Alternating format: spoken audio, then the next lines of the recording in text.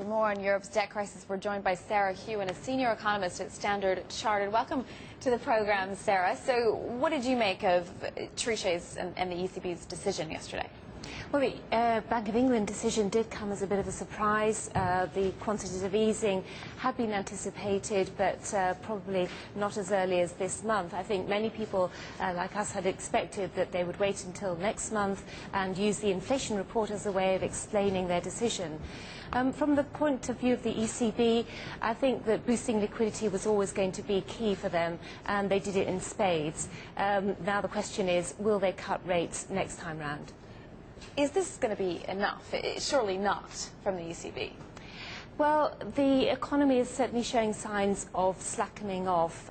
The survey data for manufacturing and services showed those sectors contracting last month. So there are some very worrying signals, and we think that they will have to cut rates next month, if not the month after. Now, the markets have been rallying on optimism that European leaders have finally got it, and they are being more aggressive when it comes to coming up with solutions.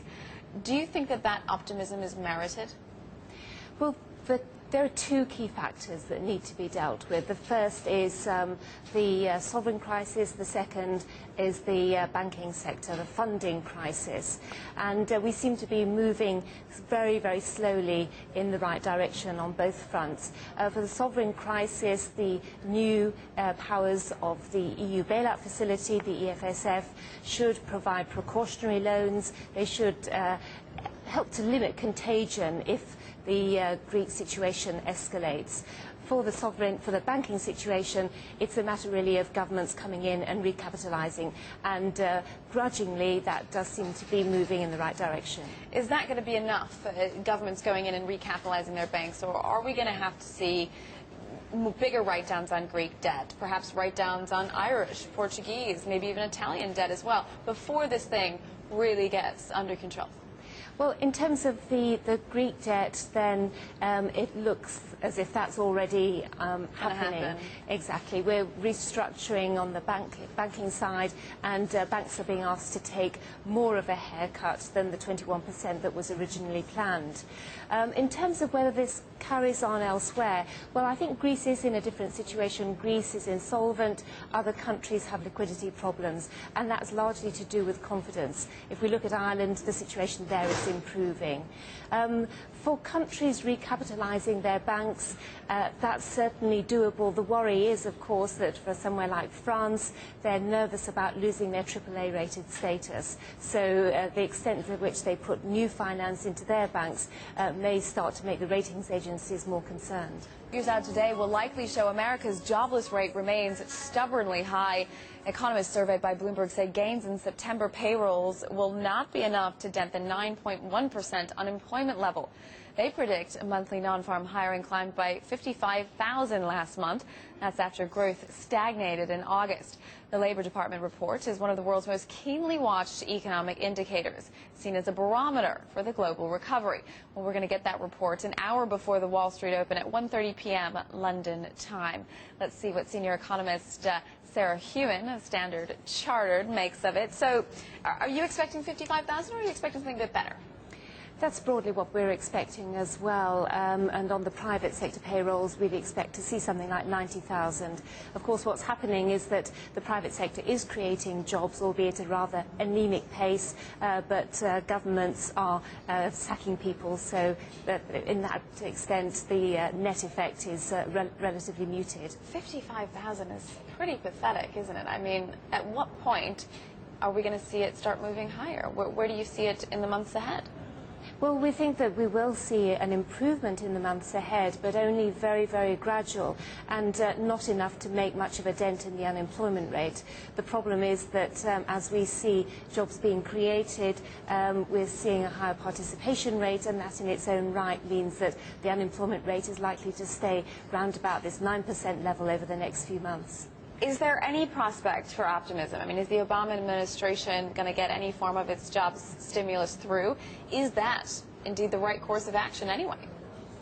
Well, I think that, policymakers are obviously looking for ways in which to resolve the situation, but it's a very tough environment at the moment, and the Data from the US suggests that the economy itself is going to be struggling. We'll probably see rather anemic growth over the next few quarters, and possibly a need for further quantitative easing. So the jobs prospects don't look terribly bright, no matter what policymakers do. One of the areas the U.S. government's been accused of not getting a handle on, not helping enough, is the housing sector. Is that a really important area that they should be focusing on, do you think? Well, it's certainly an important sector in terms of jobs creation, and the losses of jobs in the construction industry, of course, have been one factor which has led to higher unemployment. But also on people's confidence and their willingness to spend, and therefore companies then being willing to hire, right? Yes, I mean that's key. We need to see the housing market really reaching a bottom and starting to recover before you can expect to see any sort of pickup, sustainable strength in the U.S. economy. Well, Sarah Hewin from Standard Chartered is still with us. We were talking about the U.S. and we've talked about Europe and a little bit about the U.K., but let's talk more about what we heard from Mervyn King, what he did yesterday. It was a surprise. Yeah, it was a surprise. We'd had some indications that more Monetary Policy Committee members were inclined for easing, but I think a lot of people had expected that that decision would be taken next month. Next month, of course, we have the November inflation report, and that's quite a good forum in which to explain any policy changes. We've also got an inflation report then coming out again in February, and some people are already talking about more QE at that point. Well, it's interesting that when the Bank of England first embarked on quantitative easing, of course, they raised their targets steadily. And I think that there is quite a good chance that we could see further asset purchases from February of next year.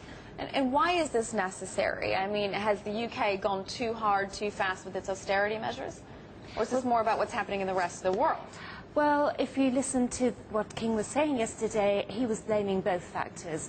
Certainly, they're putting a lot of emphasis on the global slowdown, in particular the problems in the euro area, the debt crisis resulting in tighter bank funding problems, and also the effective slowdown in the economy damaging the UK's exports. At the same time, we are having a very tight fiscal policy here in the UK, and that's hurting spending by households. What's the danger for the UK banking system? How vulnerable is it to what's happening in Europe? Well, UK banks aren't as exposed as many to the Greek banking system and to Greek debt. But we've moved beyond Greece, haven't we, in terms of our concerns? That's right, yes. I mean, we have UK banks, of course, do have exposure to Ireland in particular, but we're very interlinked with all of the euro area banks, and therefore UK banks, I think, are getting somewhat nervous at the moment. Yeah, it's absolutely crucial for Mervyn King that the European Union leaders get something together. All right, last words on Asia from our senior economist, Sarah Hewin from Standard Chartered. I want to move away from Japan, actually, and just talk about the emerging world in general. I've got a statistic here from the Bank for International Settlements. European lending of $3.4 trillion to developing countries is almost triple what developing countries get in lending from the U.S. and Japan. That means the emerging world is hugely dependent on Europe and what happens here. Well, I think that that is something that we do have to remember, because we've very much focused on the euro area debt crisis as a European problem. But of course it is extending beyond Europe's borders. And for Asian, for emerging market banks, they have traditionally sought their funding through Europe. That's starting to become more of an issue. The good news is that Asian banks are very well capitalized. Of course, Asian economies are in a much stronger position than the European economies are, and Asian central banks have very strong reserves. But as that lending diminishes, their economies have a harder time growing. According to someone we've been speaking to at the Royal Bank of Canada, he says that this stat means that developing countries are more vulnerable, actually, to Europe's sovereign crisis than they were to Lehman Brothers. Does that seem plausible to you?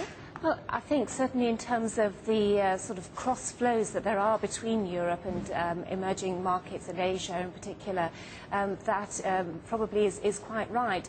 The issue is, of course, to what extent the euro area debt crisis is allowed to escalate.